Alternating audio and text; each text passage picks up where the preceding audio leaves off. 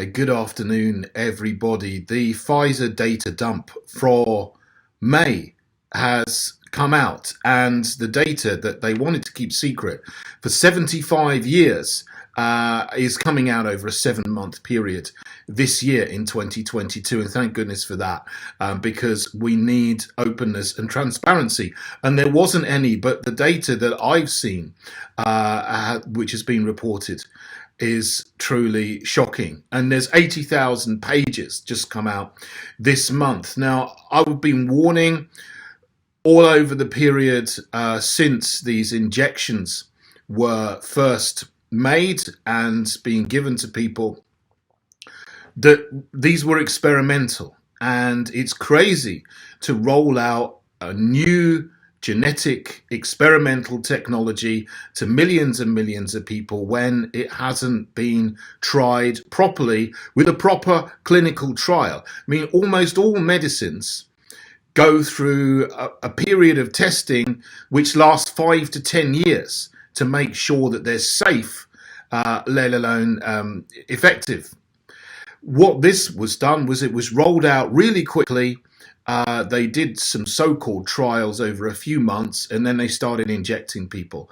But we now know that Pfizer had data that indicated that these things were not safe. So they tested it on 46,000 people, of which 42,000 had adverse health events, and 1,223 died.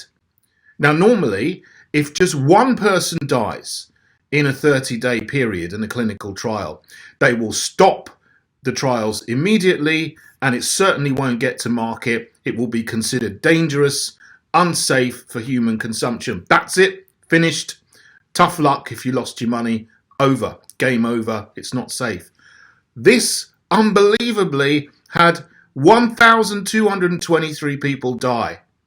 And it's still got the go-ahead to be given to millions of people, tens, hundreds of millions of people around the world as injections. Well, someone needs to go on trial. In fact, not just someone, everybody who knew about this and who covered it up and who still went ahead and gave it approval anyway and promoted it and propagandized it and made money from it and didn't speak out should be on trial as well, including the people in the media, the people in politics, the people in behavioral insights units who are trying to manipulate people's thoughts and behavior and smear people, who even questioned the safety and efficiency of these things, efficacy of these things. They need to go on trial, because what is being done to all the people who took this and who were sold this and manipulated into taking this is absolutely dreadful, because now people are left with this thing in our body that has, for some people, changed their genetic code so they make spike proteins continually, forever, and are left with the health side effects such as heart attacks, heart conditions, blood clotting, thrombosis, myocarditis, Bell's palsy, you name it, the list goes on and on and on. We saw that from the previous data dump in April. Even worse, I think, is that this was not recommended for pregnant women, clearly and specifically. And it was not recommended for women who are breastfeeding.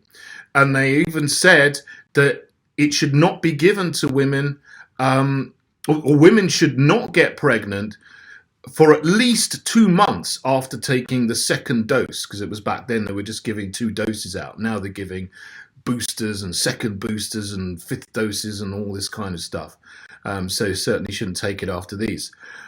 But yet we have in the UK government departments telling pregnant women to take it and it's safe.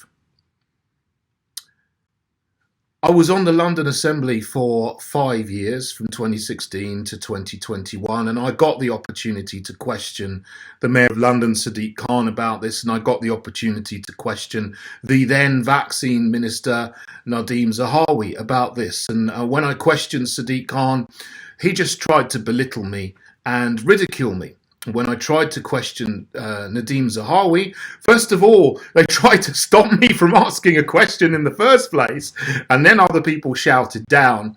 And then he basically sort of gave an answer which was quite dismissive and said, "Oh no, there's no problem with these things," you know. So that's what happened.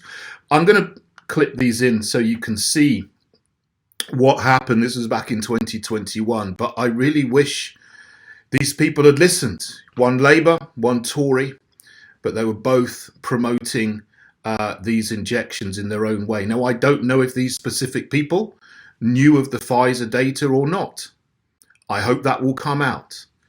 And I hope it will come out about every single person who knew about these things. But anyway, take a look at this first of all. This is me questioning Sadiq Khan in 2021. Good morning again, Mr. Mayor. Now, you said in that previous answer that you think the vaccines are safe. Well, there's two things wrong with that statement, Mr. Mayor.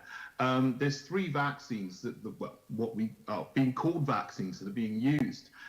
Two of those are not vaccines in the sense that most people would understand vaccines. They are experimental mRNA gene technologies that have never been used before on human beings. And we do not know anything about their long-term safety. So how could you say that you know about the safety, particularly for pregnant women and their children and women of childbearing age, when we don't actually know what the effects on those groups of people will be in the long term? Well, you're wrong. And it's very important I say quite clearly for those watching this that Senator David Kirchin is wrong. Let me explain to him why he is wrong. The Independent Medicines and Healthcare Products Regulatory Agency, MHRA, is the UK's regulation body and is globally recognised for requiring the highest standards of safety, quality and effectiveness of any vaccine. They have approved all three vaccines, and to get their approval, the vaccine development teams have to share all the data they have, which can be tens of thousands of pages of information. There is no way they can hide anything. There are some groups where the regulators have advised against them receiving the vaccine, for example, those who have allergies.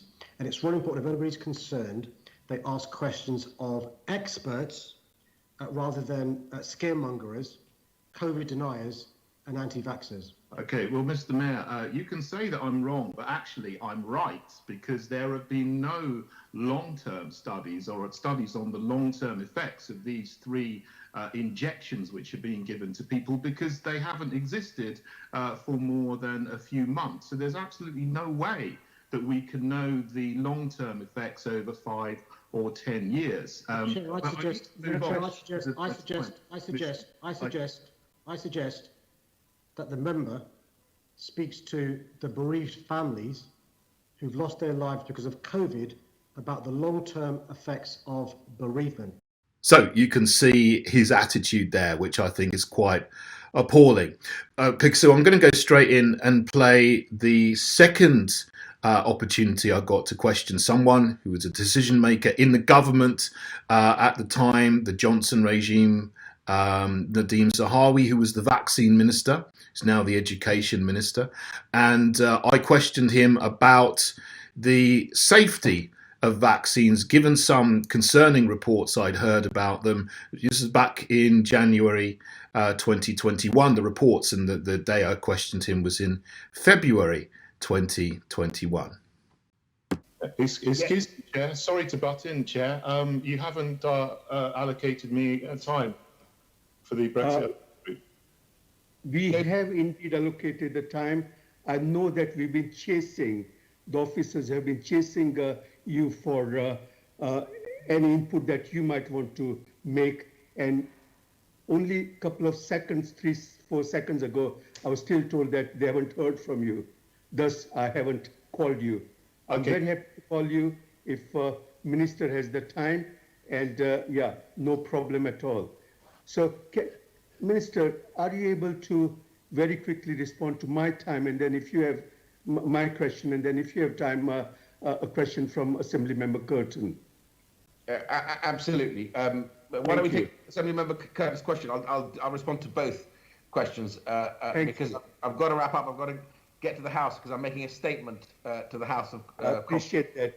Just a reassurance as I've sought from you. Thank you. Can you answer?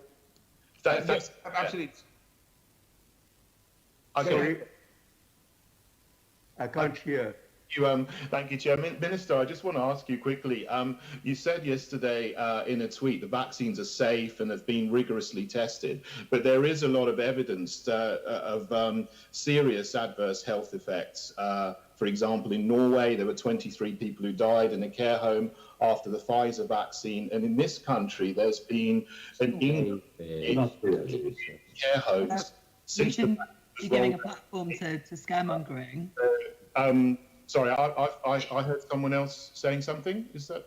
I think I get the gist of the question, David. I can answer that question and Assembly Member Shah's question as well. I'm very grateful to you both. So, David, to your question, the Norwegian health service looked at that particular case and concluded that actually it was not linked to the vaccination programme.